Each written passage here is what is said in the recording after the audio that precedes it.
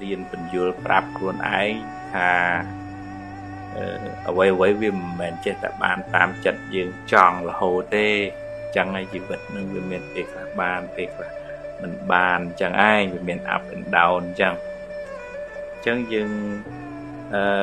ទទួលស្គាល់ថានឹងជាផលឧទាហរណ៍ថាយើងចង់បាន 10000 សាប់វាបាន 5000 នឹងជាផលហើយផលនឹងវាកើតមកពីហេតុដែលនាំឲ្យបានផលនឹងប៉ុណ្ណឹងវាអត់អាចមានអីលើសពីហេតុដែលយើងបានសាងមកទេយើងសាងមកប្រហែលយើងបានមកប៉ុណ្ណឹងយើងប្រឹងប្រែងតស៊ូបុណ្យយើងមានប៉ុណ្ណឹងបុណ្យយើងមាន 5000 ណាអញ្ចឹង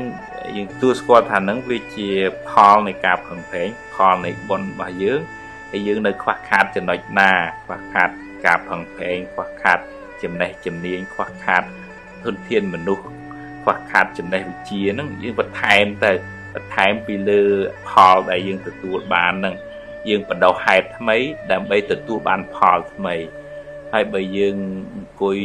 មួម៉ៅក្តៅក្រហាយជេរបន្តិចមកពីវាមកពីចេះមកពីចុះអាហ្នឹងយើងដូចអង្គុយជេរផលហ្នឹងស្រូវហ្នឹងវាបាន1ហិកតាវាបាន3តោនអញ្ចឹងចុះឧទាហរណ៍ហើយយើងអង្គុយជេរផលហ្នឹងផលវានៅតែ3តោនអញ្ចឹងដែរទេបើយើងចង់បានផលថ្មីវាតើយើងមានបច្ចេកទេសថ្មីដើម្បីបានផល